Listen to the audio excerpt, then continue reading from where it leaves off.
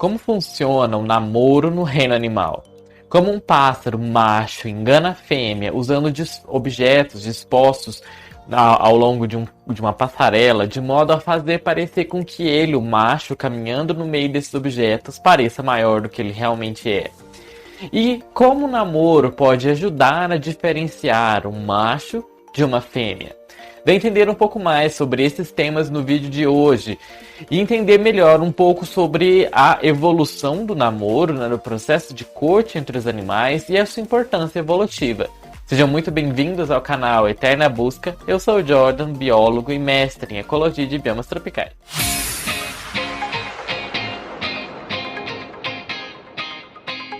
O namoro é um fenômeno que há muito tempo é estudado no campo do comportamento animal, na qual um indivíduo, que comumente é um macho, mas nem sempre, tenta obter cópulas do sexo oposto.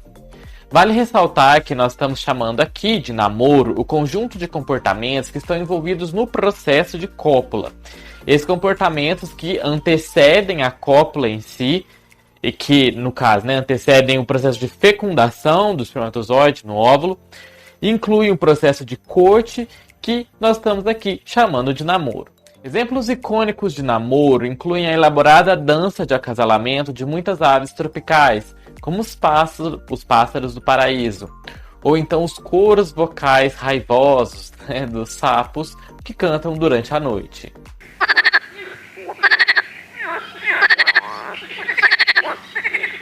Evidências do comportamento do namoro existem em todo o reino animal, em uma ampla gama de invertebrados e vertebrados. E ocorre até mesmo nas espécies mais basais, como no caso das lampreias. As exibições de namoro mais estudadas no reino animal são as danças e os cantos das aves. Sinais vibratórios e olfativos também são muito comuns, especialmente em artrópodes. O namoro pode variar em sua duração, com algumas espécies tendo apenas alguns segundos de interação de namoro antes da cópula acontecer, do acasalamento, enquanto que outras espécies passam vários dias de interação antes da cópula, como no caso do cavalo marinho anão, o Hippocampus ostre, ou o pinguim imperador. É claro que a grande diversidade do comportamento de namoro entre as espécies é a sua característica mais espetacular. Junto com as exibições de namoro, elas acabam evoluindo a partir de um número... em um número interminável de maneiras de exibições, de cores, formas, sons.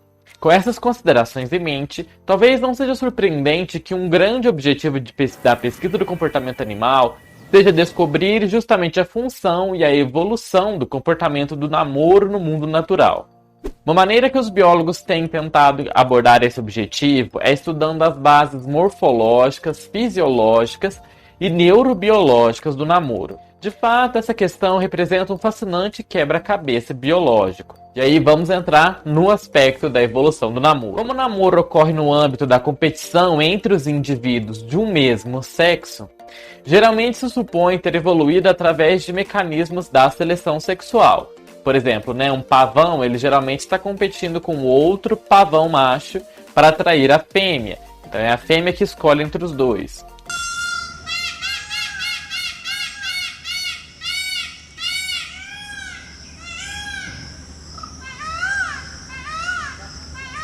A evolução de uma exibição elaborada, ela ocorre por meio da seleção, que vai atuar como uma espécie de sinalizador.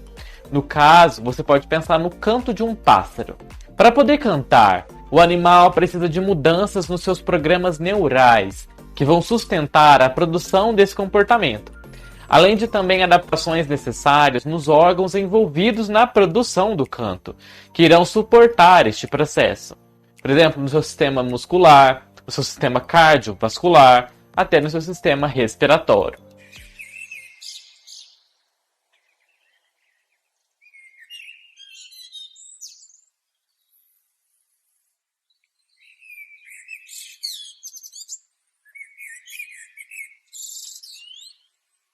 A capacidade de um organismo de reconhecer membros de sua própria espécie, em particular do sexo oposto, é fundamental para produzir descendentes. Muitas vezes, espécies intimamente relacionadas podem ser de aparência, né, de morfologia muito semelhantes.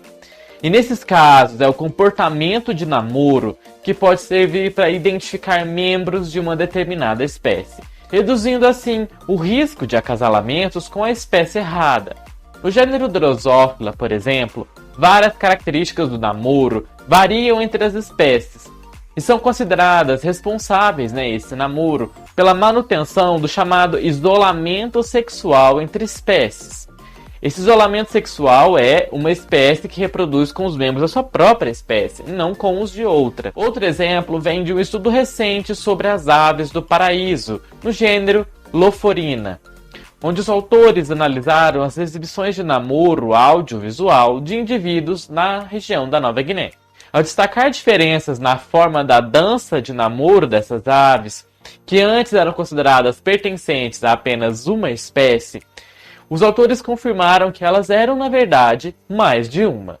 Da mesma forma, em espécies que são chamadas monomórficas, onde os dois sexos são parecidos, o namoro e a resposta ao namoro fornecem informações importantes sobre o sexo do parceiro em potencial.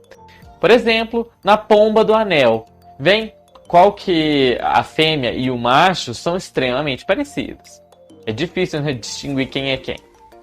Então, nesses casos, quando um macho se aproxima de uma fêmea, ela vai dar uma resposta positiva a essa aproximação, se ela for fêmea. Mas se ela for outro macho, essa resposta não vai ser tão positiva assim. E sobre esse tema, sobre espécies monomórficas, que é uma forma única, mais parecida corporal entre machos e fêmeas, nós já temos um vídeo aqui no canal interessante explorando sobre esse ponto, e no caso das aves aqui também, referente à questão do papel da testosterona no cuidado parental e nos papéis desenvolvidos entre machos e fêmeas. Vou deixar indicado esse vídeo aqui que ficou bem legal. Embora o isolamento reprodutivo devido à escolha do companheiro tenha sido visto por muito tempo como uma das principais forças motrizes da especiação, que é o processo que se forma uma nova espécie, em alguns casos o namoro pode não ser suficiente para manter o isolamento reprodutivo. E aí entramos agora na estimulação sexual e na sincronização do comportamento de acasalamento. Em espécies que têm uma estação de reprodutiva diferente, a transição para o estado reprodutivo ela é desencadeada por fatores ambientais, como fotoperíodo, temperatura e a intensidade de luz. Em algumas espécies, a estimulação adicional às vezes é necessária para que o acasalamento ocorra. E o namoro e o acasalamento eles podem induzir a fêmea a se comportar fisiologicamente de uma maneira receptiva, positiva e também, eventualmente, permitir que seja feita a fecundação. Na salamandra, por exemplo, da família Pletodontidae, feromônios sexuais entregues pelos machos durante o namoro encurtam a latência das fêmeas para acasalar e também para aumentar a receptividade sexual feminina. Na pomba do anel, que nós já citamos antes, o namoro masculino é responsável por alterações hormonais e fisiológicas que desencadeiam o crescimento do oviduto nas fêmeas, que vai possibilitar a reprodução lá no canal, do óvulo, que depois ele vai cair no canal vaginal até sair. E aqui nós temos um exemplo de um cortejo, de uma pomba do anel. O namoro pode ser útil também para a sincronização espacial do comportamento de acasalamento naquelas espécies onde os indivíduos são muito dispersos. Por exemplo, o panda. Lembra que eles são animais muito solitários? Então esse período de corte, de acasalamento, serve também, no caso deles, para aproximar os animais. Inclusive, nós já temos vídeos aqui descrevendo bastante curiosidades sobre os pandas, que eu vou deixar linkado aqui. Inclusive, vocês sabiam que os pandas rolam no cocô, no estrume de cavalo, para poder se manterem aquecidos? Confere lá esse vídeo que ficou bem legal. O namoro ele pode justamente servir como um meio de atrair as fêmeas para o território de um macho que irá fazer o processo de corte, ou então para algum outro local específico para que a reprodução aconteça. Em grilos do campo, os machos eles usam uma canção de chamada de longo alcance para atrair fêmeas que estão muito distantes. O uso dessas chamadas de infrassom de longa distância também foi proposto para atrair fêmeas para os chamados leques de acasalamento, que nós já descrevemos várias vezes aqui no canal, né? Que é quando um macho junta-se com outros machos para fazer exibições de namoro para conquistar uma fêmea. E esses leques de acasalamento, no caso dos cetáceos, existem os indivíduos, eles são importantes porque as fêmeas às vezes estão a centenas de quilômetros de distância. Então, muitas vezes, esse grupo de machos fazendo essa performance pode chegar mais fácil a essas fêmeas que estão numa distância muito longa. E nisso nós entramos no processo da escolha feminina. De acordo com a teoria da seleção sexual, as fêmeas escolhem um parceiro sexual devido aos benefícios relativamente maiores que elas vão adquirir ao acasalar com esse macho, com esse indivíduo. E esses benefícios são tradicionalmente classificados como diretos, se as fêmeas ganham acesso ao território e se elas ganham ajuda na assistência parental ou algum outro tipo de recurso, como nós falamos e descrevemos lá no nosso vídeo sobre a evolução da monogamia, que nós explicamos justamente essa importância do cuidado parental. E confere lá, que ficou bem legal.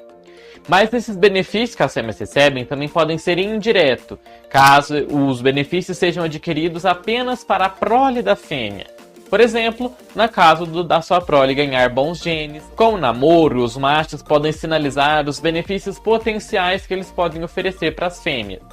E aí as fêmeas vão poder avaliar esses sinais para tomar uma decisão se elas vão acasalar com ele ou não. Um grande número de traços morfológicos femininos tem mostrado desempenhar um papel no processo da escolha feminina.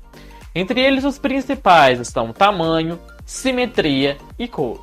Os traços dos machos, que vamos aproveitar já esse gancho. Nem todas as características masculinas refletem necessariamente alguma qualidade intrínseca deles.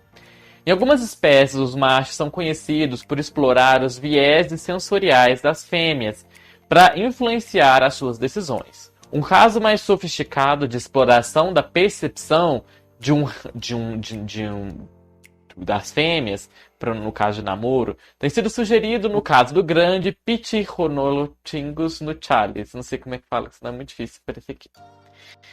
Onde os machos colocam objetos em uma determinada ordem de tamanho ao construírem uma quadra em frente ao local em que eles vão se exibir as suas fêmeas. Eles vão dispondo os objetos ali, sempre numa ordem crescente dos objetos. E assim eles criam uma ilusão que faz com que ele, o macho, pareça maior do que ele realmente é. Como, por exemplo, nesse vídeo. Conforme ele vai andando, vai ficando maior. E vamos entrar, então, no aspecto da psicologia no contexto do namoro. Primeiro, vamos entender que num processo de namoro, existe um animal, né, que emite um sinal, e existe um outro que recebe e percebe esse sinal. A hipótese da psicologia receptora afirma que alguns componentes dos sinais secundários, que eles são emitidos durante a cópula, funcionam para facilitar a melhor percepção, a melhor capacidade de discriminar qual é o sinal, né, de perceber melhor o sinal, avaliar ou memorizar as informações que estão contidas no sinal principal. Por exemplo, um som pode funcionar para chamar a atenção para um display visual que o animal está exercendo ou vice-versa. No caso dos anuros, por exemplo, a inflação do saco vocal durante a chamada de namoro do seu canto ajuda as fêmeas a detectar e a discriminar os sinais masculinos, aumentando assim a atratividade masculina. E nisso nós entramos num outro caso bem interessante, que é o do namoro dos manequins. Os manequins de colarinho dourado fazem parte de uma família que ocorre na Amazônia. Os machos da maioria das espécies têm uma plumagem brilhante e colorida. E eles adotam sistemas de acasalamento em leque, que é aquele, né, de um macho que auxilia o outro, né, que eles fazem uma exibição em conjunta geralmente. E eles realizam exposições acrobáticas e elaboradas. Os manequins de colarinho dourado, eles exemplificam essas características coloridas. Enquanto que as fêmeas são verde, os machos têm essas asas pretas e bem marcantes e o peito um amarelo bem brilhante. E os machos, eles possuem esse colar brilhante também, que são feitos dessas penas alongadas, que podem ser erguidas como uma espécie de barba. Os machos geralmente formam leques nesses grupos de machos de 3 a 15 indivíduos em que cada pássaro faz a sua própria arena de namoro, limpando um pequeno círculo no chão da floresta, tirando a maioria das folhas que estão ali onde eles vão se exibir. Os machos realizam a sua dança de namoro pulando entre os galhos que secam a arena de exibição, estalando as suas asas e pulando de um local para o outro. Isso cria um pop alto e visível que acaba penetrando na floresta, conforme eles vão batendo nas suas asas.